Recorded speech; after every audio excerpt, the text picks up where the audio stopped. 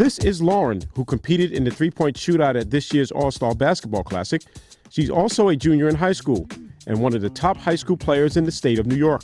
Lauren chose to relieve the stress of recruiting by signing to play at the University of Michigan so that she can enjoy her final year of amateur athletic union competition. It was very stressful, and the bigger my list got, the more stressful it became. So it just came down to, you know what, it's time to make a decision to take the stress away. That way I'll just have fun in my last AAU season, and that's what I did. It's just a really tough process for me, but when I felt at home at Michigan, that's one of the main reasons why I chose to go to Michigan. Lauren joins a small gifted group of girls basketball players from Long Island to be recruited by Division I colleges. Kelly Watts, a former All-American from Bayshore who attended Rutgers, attributes that to several factors. I think there's a lot of different factors that are factoring in. I think the parents are becoming a little bit more aware to how the recruiting process is happening and evolving. And they understand that it could save them a lot of money. So they're investing, they're finding out about what's available for their daughter. It's not all AAU, it's not all personal training, it's a combination of. When I played 30 years ago, camps were a big thing. Camps are not such a big thing anymore. Everything now is a 2-day training or ball handling session, or everything's quicker now. So it's not this week-long camp where you send your daughter off to. As you see around the country, camps are not such a big thing anymore. So it's trainers and you know, AAU and travel teams, and everyone has a travel team.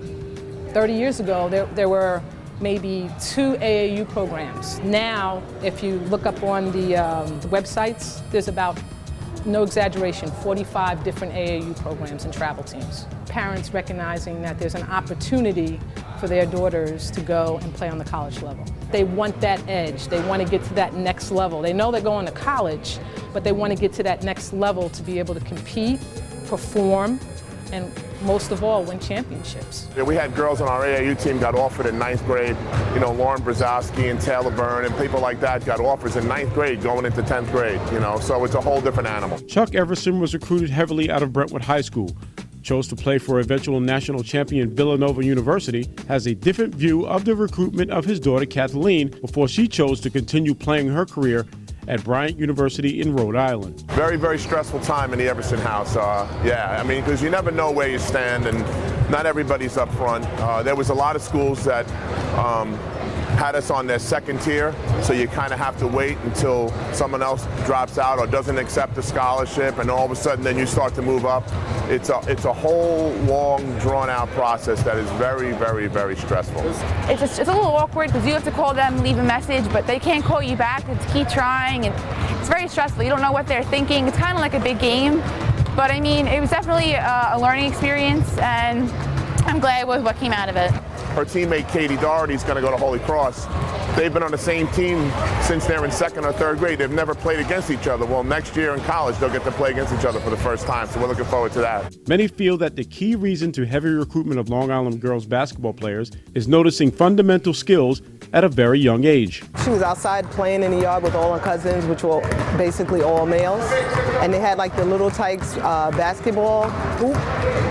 So I noticed that she was dribbling, and the guys could not like get the ball from her. They couldn't keep up with her. So from that day on, he had started taking her to the park and, you know, letting her play around with the older kids, and it just became a passion for her. I would definitely love to learn from a girl.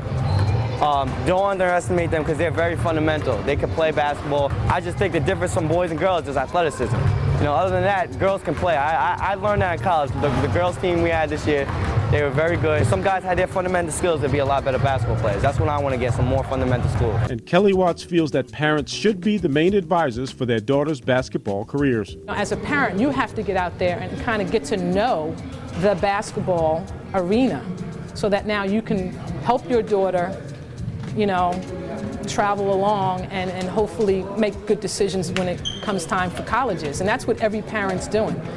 Because when these young ladies go and have the opportunity to go off to college, they're going to have to, you know, be able to handle the school, the workload, the travel, you know, getting up in the morning early, doing weights, you know, going back later to watch film, then going to practice, then going to class, then possibly missing an exam, having to make up an exam because they missed it, which is going to be more difficult. Little things that they're not even ready for, but as a parent, if you know specifically what to look for, you can kind of help them as they go through the process. To join the discussion on the recruitment of girls basketball on Long Island and other topics, go to iLuvBBall.com. For Push Pause in Westbury, this is Archie Snowden.